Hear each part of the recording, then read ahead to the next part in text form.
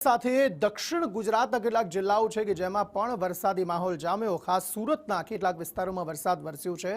દરિયાકાંઠાના વિસ્તારો છે કે જ્યાં ભારે પવન સાથે વરસાદી માહોલ જામ્યો છે અને ડુમસ જ્યાં મોટી સંખ્યામાં પ્રવાસીઓ જે છે તે આવતા હોય છે તે ડુમસમાં પણ ધોધમાર વરસાદ વરસ્યો છે। એટલે કે સુરતના શહેરી વિસ્તારોની સાથે સાથે ગ્રામ્ય વિસ્તારોની સાથે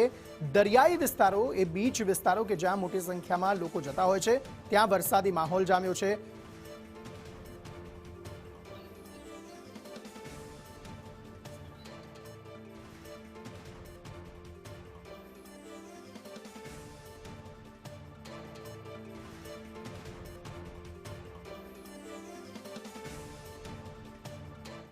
तो सूरत में हाल वरसादी माहौल केवो जामेलो छे? जयेन्द्र पांडे हमारी साथे जोड़ाई गया छे वधु वातचीत करवा माटे। जयेन्द्र,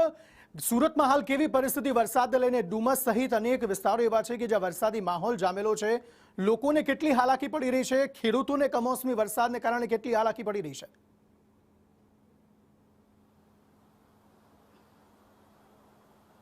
जी अंकित, जे प्रकारे हवामान विभाग द्वारा आगाही करवामां आवी हती के राज्यमां वरसाद पड़शे ते ज प्रकारे सूरत सहित दक्षिण गुजरातमां पण 25, 26 અને 27 તારીખના રોજ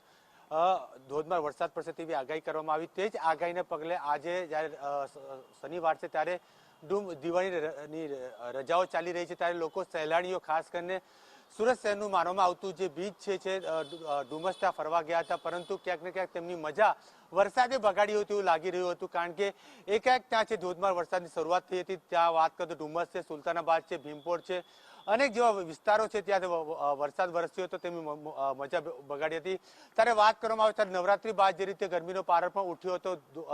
ત્યારે ત્યાં લોકોને ગરમીનો અસહ્ય પાવરો જે છે બફાટ અનુભવાયો હતો, પરંતુ એકાએક વરસાદ જે ધોધમાર વરસાદ પડતા વાતાવરણમાં ઠંડક પણ પડશે છે અને લોકોને ક્યાંક ને ક્યાંક ગરમીથી રાહત મળી। ત્યારે બીજી રીતે વાત કરવામાં આવે ત્યારે આજે સવારે ક્યાંક ને ક્યાંક સુરત જિલ્લાના જે ખેડૂતો હતા તે પોતાના ડાંગરના પાકને લઈને જહાંગીરપુરા વિસ્તારમાં આવેલ જે જિંજરજી મિલ છે ત્યાં ખાતે પહોંચતા હતા, કારણ કે જ્યારે વરસાદની બીકી જે ભયભીતિ સજાવી રહી છે ત્યારે લોકો ખેડૂત જે આ વરસાદ જે છે લોકોને ભીતિ સર્જાવી રહી છે ત્યારે પોતાના ડાંગરના પાકને બચાવવા માટે લોકો મિલ ખાતે જે છે સ્ટોરેજ કરવા માટે પહોંચ્યા હતા। ત્યારે ફરી પાછી જે કહી શકાય છે કે હવામાન વિભાગે વરસાદની આગાહી કરી તે જ પ્રકારે હવે જે છે સુરત શહેર અને જિલ્લાઓમાં જે છે વરસાદ જે છે એન્ટ્રી પાડશે। અનેક વિસ્તારોમાં વરસાદ વરસી રહ્યો છે, ત્યારે કેટલાક વિસ્તારોમાં વરસાદ ધીમી ધારે વરસાદ વરસી રહ્યો છે, પરંતુ વરસાદ વરસતા ક્યાંક ને ક્યાંક વરસાદ જે છે વાતાવરણમાં ઠંડક પડશે છે, લોકોને રાહત મળશે, ત્યારે ખેડૂતો માટે આ વરસાદ જે છે ભયભીતિ સાબિત થઈ શકે તેવું હાલ